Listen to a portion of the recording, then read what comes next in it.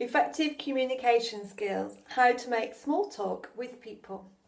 Hello and welcome to part 5 of this 6-part e-course, Effective Communication Skills, how to get what you want through effective communication.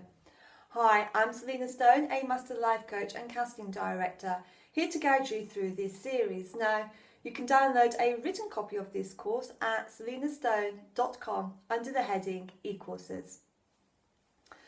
Right, the gift of the gab, or the ability to enter a new or unfamiliar situation and begin to engage others in conversation is a wildly admired skill.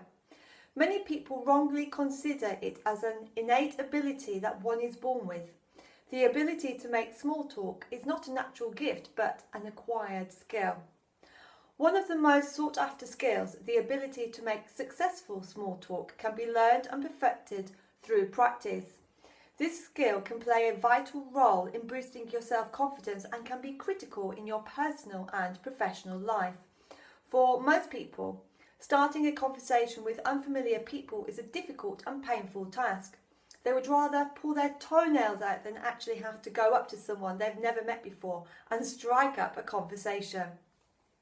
This session is all about how to communicate with people you've never met before. You can use the techniques even with the people whom you find really uncommunicative or in a difficult situation. Meeting people for the very first time can be a very daunting task. However, if you understand all about other people and how they like to communicate and what they like to talk about, then meeting people for the first time can be an enjoyable experience. The main difficulty you face in starting a small talk with an unfamiliar person is that you put yourself under tremendous pressure to talk. You will start asking questions like, what should I talk about? What shall I say? How will I fill in the silence in this conversation? You are very concerned about how others are evaluating you while you're making small talk. You are concerned not only for the evaluation during the talk, but also for the judgment that goes beyond the conversation. You are too busy thinking of what to say that you forgot about communicating with the other person. So, become an expert listener. You say it best when you say nothing at all. Boyzone, yeah, I know, extremely tone deaf, but there you go. The best conversationalists in this world are the best listeners. You must resist the urge to dominate the conversation. In fact, the person who says the least is often the best communicator. Then, why should you be racking your brains thinking of things to say every time? In a conversation, you are listening means the other person is talking. Becoming an expert listener makes you a good conversationalist. During the conversation, lean slightly forward, face the other person directly, and don't miss a single word. Most people are poor listeners because they are busy preparing a reply while the other person is still speaking. When you go into a situation where you're meeting someone for the very first time, you need to be very much focused on him or her. You must treat that person as if he or she is the most important person in the world. Ask questions that evoke interest in them and be intrigued about them. Small talk depends very much on your ability to ask questions and to listen attentively to the answers. Wait for your turn to speak. The other person will ask about you at any point during the conversation. Don't talk for too long. Always try to ask open-ended questions. So, how can you start and hold a good conversation? To do this, it is important to understand what other people like to talk about. Here is the top 5 in order. Number 1, people like to talk about themselves. You know how much you love to talk about how you dribbled the ball and beat 3 defenders in a row yesterday, or about your high grades in the last exam? Yes, people love to talk about themselves.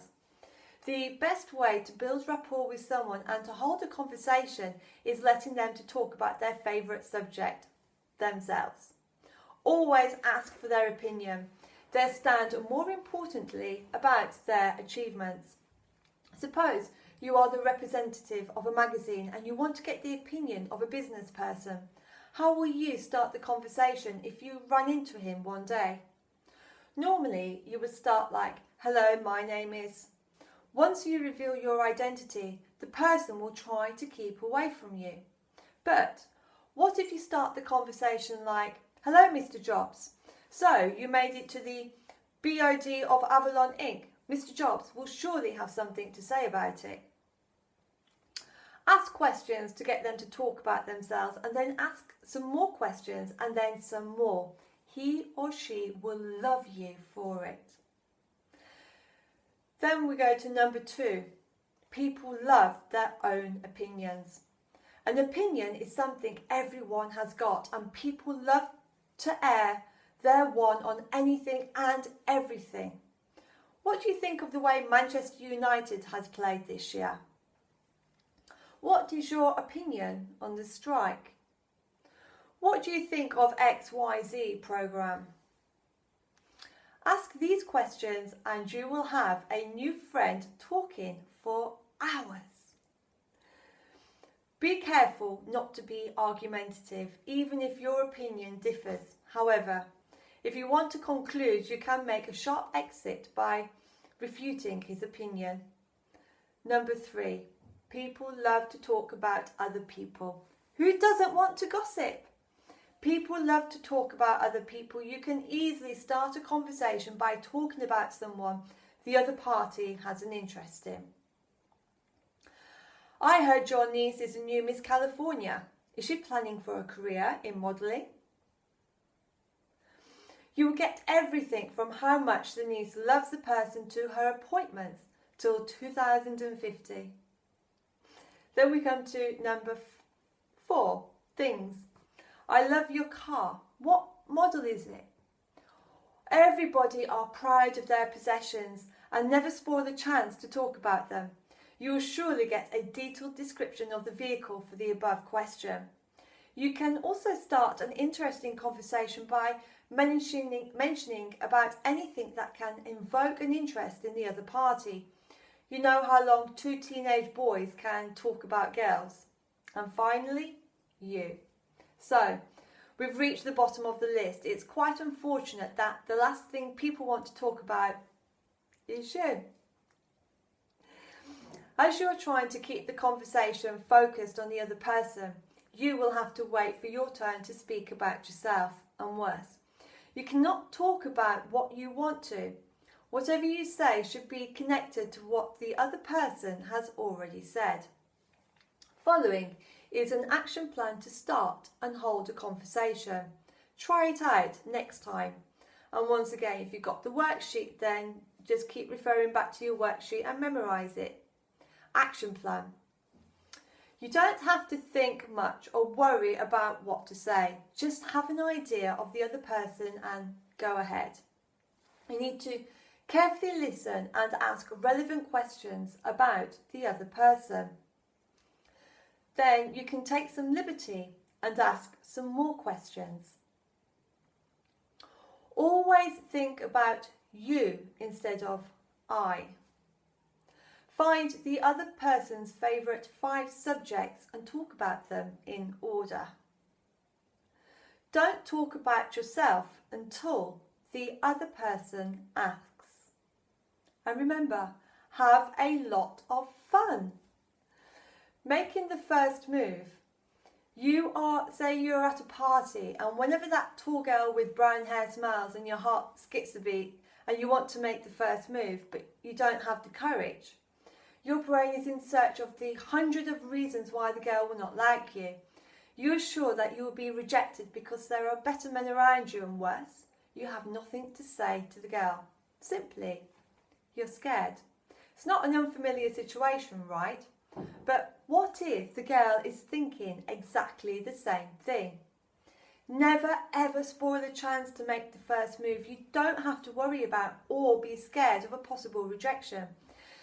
Take a deep breath, go to the person and ask an opening question.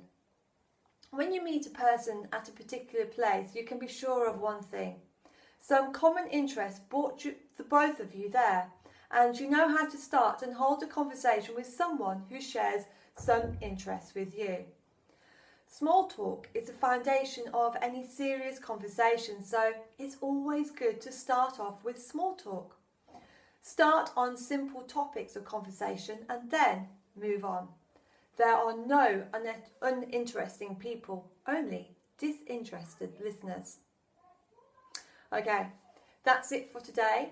Don't forget to try out the tips. Good luck. And once you've done the work asked of you today, then tune in to part 6, the last and final session of this course. And remember, if at any time you wish to download this course so that you may fill in the questions on the worksheet, then please go to selinastone.com under the heading e-courses. As always, until next time, be lucky.